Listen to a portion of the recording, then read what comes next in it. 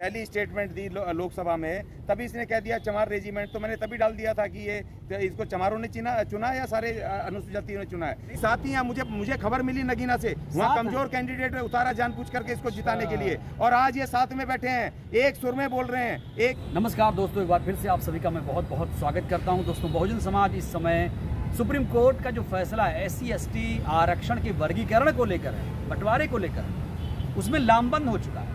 दिल्ली में एक आंदोलन भी होने जा रहा है कि सुप्रीम कोर्ट ने जो फैसला लिया है वो पलटा जाए।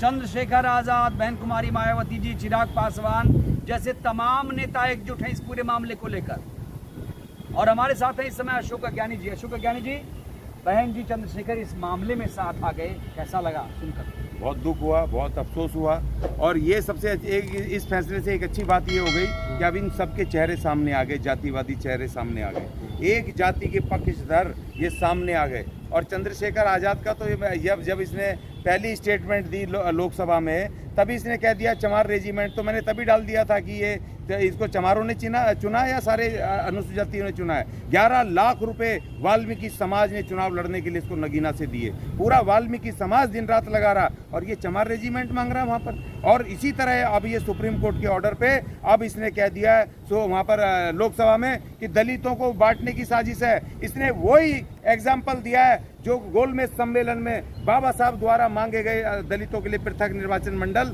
और आरक्षण के टाइम उस पे मांग पे श्री गांधी ने कहा कि जो अम्बेडकर ने मांग की है, इससे तो हिंदू समाज टूट जाएगा, बिखर जाएगा। इसलिए वो विरोध किया गांधी ने। आज ये नव गांधी पैदा हो गए जो आज सुप्रीम कोर्ट के उसी तरह के ऑर्डर को कि जो गरीब समाज को, SC/ST के गरीब समाज को जो बेनिफिट मिलने, उन बेनिफिटों के विरुद्ध जो इनको की एक रोशनी की किरण दिखाई दी है, उसका विरोध कर रहे हैं। तो ये तो तमाम एक यहाँ पे जातिवादी नेता खुल के आ गए, ये आ गए उधर से। वो हमें उम्मीद भी नहीं थी कि वो प्रकाश अंबेडकर साहब, वो राजरतन अंबेडकर जी, वो भी इसका विरोध कर रहे हैं। और वो चिराग पासवान, वो पासवान जी को मैं बहुत प्यार करता था, दलित नेता थे हैं, वो कलयुगी हनुमान हमारी छाती पे छोड़ गए। वो आकर के आज हमारे रिजर्वेशन, हमारे अधिकार के खिलाफ बोल रहा है। खुद करोड़पति अरबपति है, और वो गरीबों को एक मिल रहा है SC/ST में रिजर्वेशन मिलने की एक मौका हुआ है, तो कह रहा है कि मैं कोर्ट जाऊंगा, मैं विरोध करता हूं। अरे कलयुगी हनुमान, कम से कम अपने गरीब समाज को तो छोड़ दे,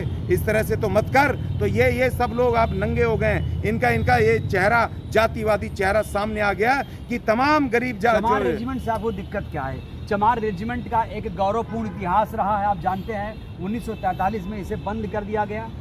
एक है इतिहास ना उसका गौरवपूर्ण, इसलिए मांग रहे हैं 1943 में आहिर रेजिमेंट हो, हर रेजिमेंट। आपको इतिहास पता नहीं है। 1943 में शुरू किया, 1946 में इसको भंग कर दिया, क्योंकि इन्होंने लड़ने से मना कर दिया था। और दूसरी बात ये, वो आज़ादी से पहले की बात थी जब देश में संविधान नहीं लगा था। भारत का संविधान जब लग गया तो उसमें जब शेड्यूल जातियां बन गई, आज कोई कोई मेरी जाति के नाम से बुला दे तो कोई दूसरा, तो मैं SC/ST एक्ट जाके लगवा देता हूँ। तुम लोकसभा में चमार नाम ले रहे हो, जाति का नाम ले रहे हो, और तुम एक जाति के लिए मांग रहे हो। पहली बात तो ये, अगर तुम एक जाति के वोट से जीते होते या एक जाति के लोगों ने तुम्हें सपोर्ट किया होता, तब भले ही मांग लेते। है कि नहीं राजपूत रेजिमेंट? वो आजादी से पहले से है, तो आजादी से पहले से नहीं, हमने उसके लिए मांगा है कि जो जातियों के उससे रेजिमेंट हैं, आजाद भारत में वो जातियों के नाम से रेजिमेंट नहीं होनी चाहिए। इंडिया के रेजिमेंट 1, 2, ABCD या भारत रेजिमेंट 1, 2, ABC इस तरह होनी चाहिए। हमने कहा क्योंकि भारत का संविधान लागू होने के बाद जातिवाद का इस देश में कोई मतलब नहीं है,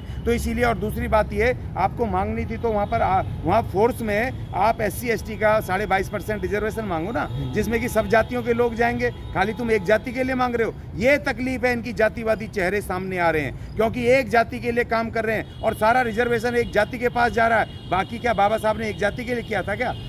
सबके लिए किया ना। और जब पूना पैक्ट हो रहा था तो तब हम लोग थे बाबा साहब की सुरक्षा के लिए, बाबा साहब के साथ खड़े हुए, और ये लोग गांधी के साथ खड़े हुए थे, गांधी के पीछे खड़े हुए थे हाथ बांध करके इनके नेता, और हम थे बाबा साहब को बचाने वाले जब उन पे हमला हो रहा था। बाबा साहब को पूछते हैं चंद्रशेखर मायावती जी नाम की, अब तो नाम का दिख रहा ना साहब, साहब नाम को दिख रहा ना। बाबा साहब को संविधान सभा में भेजने वाले भी तो हमारे चंडाल वाल्मीकि थे, वहाँ से बंगाल से हमने बुलाया, मुस्लिम लीग ने के साथ मिलकर के हमने बाबा साहब को भेजा। आप भी तो जातिवादी कर रहे हैं वाल्मीकि वाल्मीकि कर रहे हैं तो लगातार। अब ना करूं?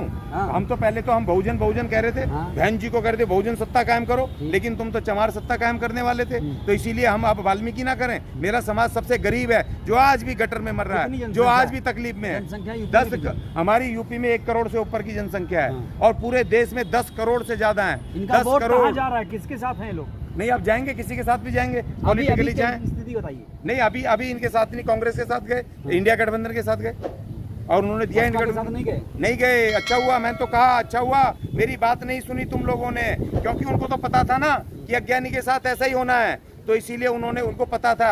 मुझे समझाया, मैं समझ नहीं पाया, लेकिन अब मैं समझ गया हूँ। मैंने अपनी गलती मान ली है, माफी मांग ली है, तो पहले मैं अपने गरीब समाज के लिए करूंगा कि किसके लिए करूंगा? आप ना तो बहन जी के साथ ना तो चंद्रशेखर जी के साथ, दोनों के खिलाफ आप चले गए। ये तो बहुजन समाज आपसे कम से कम उम्मीद नहीं कर रहा ये था। तो नेक्सस हो गया। बहुजन समाज नहीं सर, हाँ। SC ST समाज भी मेरे से, ये मेरा समाज भी उम्मीद नहीं कर रहा था कि मैं इनके लिए काम करूंगा। अच्छा। क्योंकि उनको पता था, अनुभव है। बहुत सारे फोन आए मुझे पंजाब से, कहां से, जो हमारे लोगों को इन लोगों ने अपमानित करके निकाला, जिनको की इनको वो बहुत बेइज्जती की, उनके फोन आए कि अब तो समझ आया आपको, आंखों से पट्टी खुल गई कि एक जाति के लोग हैं, एक जाति के लिए काम करते हैं। और जो इसने बोला कि भाई वहां पर की दलित समाज बट जाएगा, अबे दलित समाज की एकता कहाँ है? एकता कहाँ पर है दलित समाज की एकता जो बढ़ जाएगा? तो आज भी गांव में मोहल्ले अलग हैं हमारे, सबके सारी जातियों के मोहल्ले अलग हैं, हमारे खान पान अलग हैं, देवी देवता अलग हैं। आज भी तुम हमसे नफरत करते हो, छुआछूत करते अरे हो। आप राम भगत हो गए हैं अब। नहीं, मैं तो भीम भगत हूँ हमेशा से। मुझे मैं किसी की धार्मिक आस्था पे चोट नहीं करता। मैं भीम भगत हूँ, भीम ही मेरा सब कुछ है। भीम की विचारधारा के लिए काम करेंगे, क्योंकि बाबा साहब ने अनटचेबल्स के लिए काम किया, किसी एक जाति के लिए नहीं करा। उन्होंने अपने बच्चे खो दिए, अपना जीवन खो दिया, तमाम SC ST के लिए काम करा, तमाम डिप्राइव्ड क्लास के लिए। क्या जो आप ये सोच रहे हैं अभी, वाल्मीकि समाज आपकी तरह ही सोच रहा है? क्या वो BSP को ऐसे ही देख रहा है जैसे जिस चश्मे से आप देख रहे हैं? वो पहले देखते थे। हाँ। मेरा चश्मा तो बहुजन था ना, कि बाबा साहब का नाम लेते हैं, शायद ये खुले दिमाग के होंगे, सबके लिए काम करते होंगे। मेरा समाज, मुझे भाई साहब, मुझे इंग्लैंड में जो मेरा वाल्मीकि समाज के पुराने बैठे हैं, वो बुड्ढे मुझे फोन करते थे, अरे अज्ञानी क्या गड़बड़ कर रहा है, कहीं भी चला जा, इसके साथ मत जा, ये जातिवादी हैं। लेकिन मैंने कहा नहीं, बहन जी बहुजन नेता हैं। लेकिन अब पता चला ये चंद्रशेखर, ये बहन जी, ये तो सारे एक जाति के निकले। ये कह रहे हैं आपातकाल लग गया। ऐसी कौन सी आपात आ गई? अगर सुप्रीम कोर्ट ने कह दिया कि उसको SC आरक्षण में आरक्षण बांट दो, सबका, जितनी जातियां, सबको अलग अलग जातियां हैं, जितनी शेड्यूल हैं, सब में बराबर बांट दो, तो कौन सी आपातकाल आ गया? अगर उन्होंने कहा कि जो मलाई चाट चुके हैं, माल खा चुके हैं रिजर्वेशन का, उनको बाहर करो, और जिनको नहीं मिला वो SC कैटेगरी में उनको दे दो, कौन सा आपातकाल आ गया? कौन सी ऐसी स्थिति आ गई कि शेड्यूल 9 की आपको बात करनी पड़ी? आज से पहले नहीं आपने शेड्यूल 9 को याद आया, आज से पहले आपको याद नहीं आया कि आपको ये रिजर्वेशन को बंटवारा भी करना चाहिए, और आपने तो करा नहीं। अब सुप्रीम कोर्ट ने कर दिया, एक दिन में नहीं करा। 50 साल की लड़ाई है हमारे पूर्वजों की, 50 साल पंजाब से लड़ाई शुरू हुई और यहाँ तक चंद्रशेखर लड़ाई लड़ रहे हैं अपने तरीके से। लोकसभा का चुनाव हुआ, एक सांसद उनके पास है। BSP का ग्राफ क्यों गिर रहा है, उसके पीछे कुछ समझ पा रहे हैं आप? देखिए, ये मैंने अब समझ लिया कि ये जाति, एक जाति के लिए काम करते हैं, एक ही जाति के इनके लीडर हैं वहाँ पूरे उसमें। अच्छा। नेशनल कोऑर्डिनेटर से लेकर के, और एक गली का भी जो प्रधान भी है इनकी पार्टी का, वो भी इन्हीं की जाति का है। तो भैया तुम दूसरी जातियों को रिप्रेजेंटेशन नहीं दोगे संगठन में, दूसरी जातियों को तुम अपने बराबर नहीं लाओगे, तो फिर कैसे ग्राफ बनेगा? भूल गए आप तो मिश्रा जी को SC है साहब, हाँ। SC ST सभी है जातियों साहब। को कर रही है ना सामायिक। नहीं तो SC ST तो नहीं है ना वो। हाँ। SC ST की जातियां तो कहाँ हम लोग को ला हैं? रही एक है जाति ना। को छोड़ करके दूसरी जाति के बताओ ना कितने लोग हैं? हाँ। कम से कितने लोग हैं तुम्हारे उसमें संगठन में? कितने नेशनल कोऑर्डिनेटर हैं तुम्हारे? कितने स्टेट प्रेसिडेंट है तुम्हारे दूसरी जातियों के SC के? और कितने हैं ST के? बताओ, जवाब दो। अब मैं जब देख रहा हूँ तो मेरी आंखें खुल रही हैं। ये तो सब एक ही जाति के बैठे हैं कब्जा करके। तो इसीलिए हमने कहा भैया ये भी नेक्सस है, इसको छोड़ो। अब जो हम बाबा साहब की मूवमेंट चलाएंगे, अब हम मूवमेंट चलाएंगे, खुद चलाएंगे। ये कह रहे हैं कि BSP एक जातिवादी पार्टी है, ये बहुत गंभीर आरोप है। बिल्कुल, सोच समझ के बोलिएगा। BSP भी यही तो दिखाई दे रहा मानहानि हो है। जाएगा अरे आपके मैं लिख के उसको इलेक्शन कमीशन को देने वाला हूँ हाँ। कि एक ही जाति के सारे नेता क्यों हैं उसमें, प्रेसिडेंट से लेकर के नेशनल कोऑर्डिनेटर, और हर पूरे राज्यों के तमाम जितने भी वो हैं, ज्यादातर ये राज्यों के जो प्रेसिडेंट हैं सारे एक ही जाति के क्यों हैं? ये बहुजन पार्टी है या एक जाति की पार्टी है? ये क्या मतलब है? कितने पिछड़े हैं, कितने इसमें वो SC ST के हैं, कितनी जातियों के, पिछड़ों में भी 50 जातियां हैं और SC ST में भी 63 जातियां हैं। कितनी जातियां हैं भाई तुम्हारे इस संगठन में? क्या चंद्रशेखर की एसपी में भी ऐसा ही माहौल है? नहीं, अब ऐसा ही है। देखो, उसने पहले जय वाल्मीकि बोलता था, ठीक। मैं जय, और हमारे लड़के उसके साथ लग गए। और जब वो शपथ ली, उसने जब शपथ ली तो जय वाल्मीकि नहीं बोला, वो बोल रहा है जय रविदास, नमो बुद्धाय, फलाने ढिकड़े, पता नहीं क्या क्या बोल रहा है, लेकिन जय वाल्मीकि नहीं बोला। और अब ये सुप्रीम कोर्ट के ऑर्डर से और बिल्कुल एक्सपोज हो गया। जय वाल्मीकि सही है। नहीं, जब तुम जय रविदास बोल रहे हो तो जय वाल्मीकि भी बोलो, या तो खाली जय भीम बोलो, हमें कोई आपत्ति नहीं है। लेकिन जब आप एक धार्मिक गुरु को भी बोल रहे हो किसी उसके, तो हमारे भी धार्मिक गुरु का नाम ले लो। और हम इसलिए नहीं कह रहे कि तुम लो, हम इसलिए कह रहे हैं तुमने हमारे लोगों को इस्तेमाल किया है, हमारे लोगों ने तुम्हें पैसा दिया है, अपना खून दिया है, पसीना दिया है, तुम्हें खड़ा किया है इस लायक। और आज तुम कह रहे हो कि चमार रेजिमेंट, आज तुम कह रहे हो कि रविदास जो वहाँ पर तीरथ पे, जो अभी रविदास तीरथ पे जो ट्रेन जाती है, उस ट्रेन की साफ सफाई के लिए बजट मांग रहे हो। अरे वाल्मीकि तीरथ पे भी जो ट्रेन जाती है उसकी साफ सफाई के लिए पैसे मांग लो। अलग थलग पड़ जाएंगे वाल्मीकि आप ज्ञानी जी। अरे हमारी 65 जातियां हैं जो हमारे साथ हैं, हम तब के लिए कर रहे हैं, और ST अलग हैं। आज ही भील समाज ने पूरा समर्थन किया, क्योंकि भील भी उसी तरह दबाए हुए हैं और राजस्थान में वो भी वर्गीकरण मांग रहे थे, और सुप्रीम कोर्ट के ऑर्डर से वो भी गरीब, उनको भी आज एक मौका मिल गया, तो वो भी सब खड़े हैं। सारा पूरा लामबंद हो रहा है, लामबंद हो रहा है। और वैसे भी अगर सच्चाई के लिए अगर मुझे अकेला भी रहना पड़े, मुझे कोई गम नहीं, मत आओ कोई साथ, लेकिन मैं कभी सच्चाई के साथ समझौता नहीं करता। अकेले आप क्या करेंगे? बाबा साहब ने भी अकेले किया था ना, बाबा साहब ने भी अकेले किया, और अकेले किया जाता है। नहीं, तुलना नहीं कर रहे हैं, हम उनके शिष्य हैं, हम उनके अनुयायी हैं। जब हमारा बाप अकेले लड़ सकता है इन मनुवादियों से, तो हम भी अकेले लड़ सकते हैं। विचार उसी का है। जी ने पूरा जीवन खपा दिया।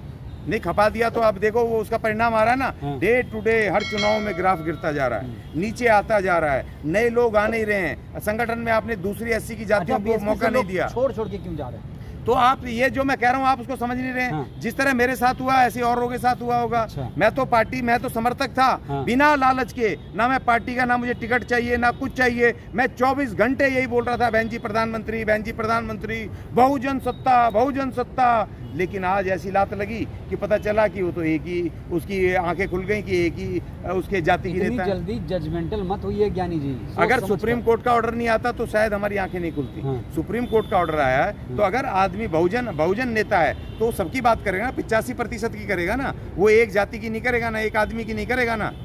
अगर उन्होंने सबके बारे में बोला, SC ST आरक्षण के पूरे उसके कॉन्सेप्ट के बारे में बोला है कि भाई अभी इसको चालू रहने दिया जाए, इसमें वर्गीकरण की आवश्यकता नहीं है। क्यों नहीं है?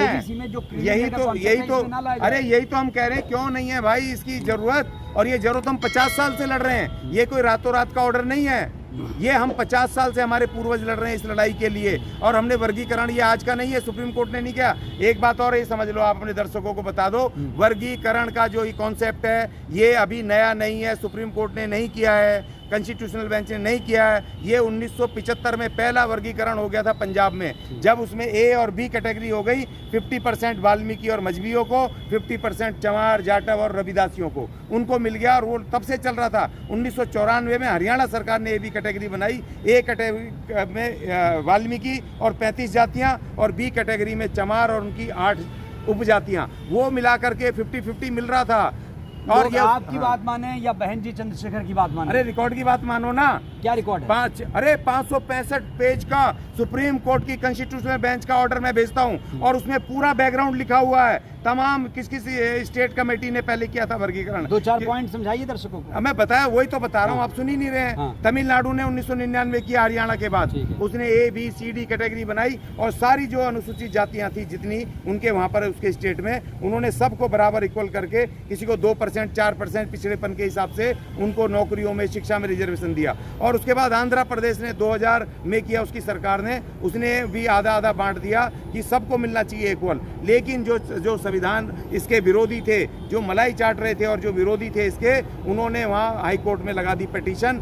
तो आंध्रा हाई कोर्ट ने तो मना कर दिया कि भाई हम ये तुम्हारा विरोध गलत है, वर्गीकरण ठीक है। उसके बाद वो लोग सुप्रीम कोर्ट पहुंच गए। 2004 में 3 जजों की बेंच ने, सुनिए, नहीं फैक्ट सुनिए, फैक्ट सुनिए भाई साहब, बहुत जरूरी है। ऐसा ही नहीं कि हमारी आंखें एकदम से और हम किसी के विरोध हो गए, किसी की लालच में। हम अपने समाज के लिए हुए हैं। कॉन्स्टिट्यूशनल बेंच एक 3 जजों की, 3 जजों की एक, नहीं मैं तो सुप्रीम कोर्ट का ऑर्डर पढ़ के बता रहा हूँ ना। 3 जजों की कॉन्स्टिट्यूशनल बेंच ने ये कहा कि ये SC/ST में जो वर्गीकरण हुआ, 4 स्टेटों ने जो किया वो गैर संवैधानिक है। उन्होंने कहा, उसमें उनको कंफ्यूजन हो गया कि SC/ST की जातियां एक ही हैं, मतलब एक ही जाति से आते हैं। अच्छा, एक बात बताइए, लेकिन आज जो फैसला, एक सवाल भी होगा, राजनीतिक सवाल है, क्या चंद्रशेखर बहन जी कभी साथ आएंगे, आपको लगता है? नहीं, साथ ही हैं।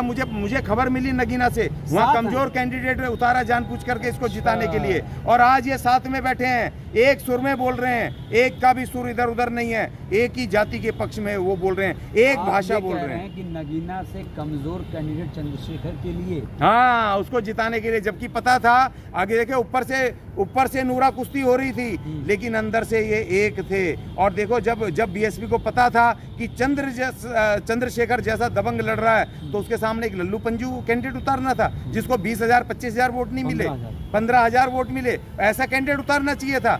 तो ये तो मिली भगत है, जान पूछ करके जिताया गया है। लोग तो कहते हैं ये लोग कभी वापस नहीं आएंगे, कभी साथ नहीं आएंगे, मिलता ही नहीं विचार इनका। तो ये सुप्रीम कोर्ट के ऑर्डर पे साथ आ गए ना। परिस्थितियां, सर्कमस्टेंसेस दोनों एक भाषा में बोल रहे हैं, दोनों उस रिजर्वेशन के जो गरीबों को मिला है उसके खिलाफ बोल रहे हैं। और देखो, गरीबों को, जनरल को नहीं मिला, जो उन्हीं SC/ST जातियों में जो गरीब जातियां रह गई, जिनको इनका फायदा नहीं मिला, कोर्ट ने स्ट्रिक्टली कहा कि उनको दो, नीचे से दो जिनको जरूरत है, और जिन्होंने ले रखा उनको आउट करो। तो उसमें बुरी बात क्या है? जिसके घर में 4 IAS ऑफिसर, 4 जिसके घर में डॉक्टर, और जो व्यापारी हैं अरबों खरबों के, अब उनको, और ये कलयुगी हनुमान, ये पासवान जी का लड़का, ये बोल रहा है कि इसका विरोध करूंगा, जो इसको पता नहीं है इसके पास धन कितना है, और खुद मंत्री भी है उसी रिजर्वेशन से, तब भी तेरे को चैन नहीं आ रहा। बहन जी चंद्रशेखर के पास धन नहीं है, भयानक धन हो गया, ये भी होगा, लेकिन मुझे इस पे नहीं जाना। मुझे ये कहना है कि भैया अभी भी सोच लो, अभी भी 21 बहुत दूर है, अभी तुम्हें उल्टे पैर भागना पड़ेगा, क्योंकि लोग तुम्हारे साथ आएंगे नहीं, विरोध में उतर के आ चुके हैं। ज्ञानी जी, चुनाव के बीच इस तरह का जो स्टेटमेंट आप दे रहे हैं, लोग कंफ्यूज हो जाएंगे। नहीं, कंफ्यूज नहीं है। लोग मुझे और उल्टा कह रहे हैं कि आपकी तो आंखें बहुत देर में खुली हैं, जल्दी खुलनी चाहिए थी, क्योंकि ये तो ऑलरेडी यहाँ, क्योंकि उत्तर प्रदेश में जो लोग रहते हैं उनको पता। अच्छा, जिसमें सफाई कर्मचारियों को इन्होंने 1 लाख भर्ती की थी, मैं बड़ा अप्रिशिएट करता था कि BSP ने 1 लाख सफाई कर्मचारी भर्ती करे बहन जी के टाइम पे। वो उल्टा हो गया, मुझे पता चला कि 1 लाख जो सफाई कर्मचारी भर्ती करे थे उसमें रिजर्वेशन लगा दिया, और हमारे लोगों को 4-5 हज़ार मिली रिजर्वेशन की वजह से, और बाकी सब जनरलों को और SC की दूसरी जातियों को, अपनी जातियों को दिलवा दी। और आज वो लोग 50-50 हज़ार तनख्वाह ले रहे हैं दूसरी जातियों के, और काम बेचारे हमारे गरीब आदमी को डरा धमका करके 2-5-5, 4-4 हज़ार रुपये में उनसे करवा रहे हैं। तो इतना बड़ा छल हुआ वहाँ सफाई कर्मचारियों की भर्ती के नाम पर, जबकि 1 लाख पूरे के पूरे कर्मचारी हमारे लोग होने चाहिए थे, जो अपने बच्चों को पढ़ा लिखा करके आगे बढ़ाते।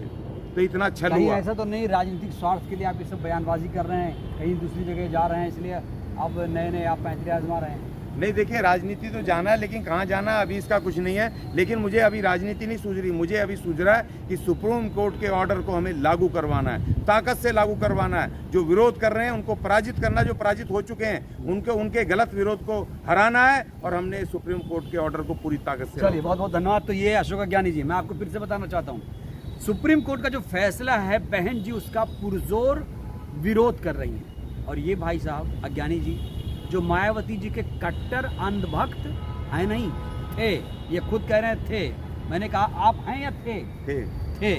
तो अब बहन जी के खिलाफ आ गए हैं, चंद्रशेखर के खिलाफ आ गए हैं। इनकी खिलाफत को लेकर आप लोग क्या कहेंगे? सही है या गलत रास्ते पे जा रहे हैं? प्रतिक्रिया दीजिएगा। धन्यवाद।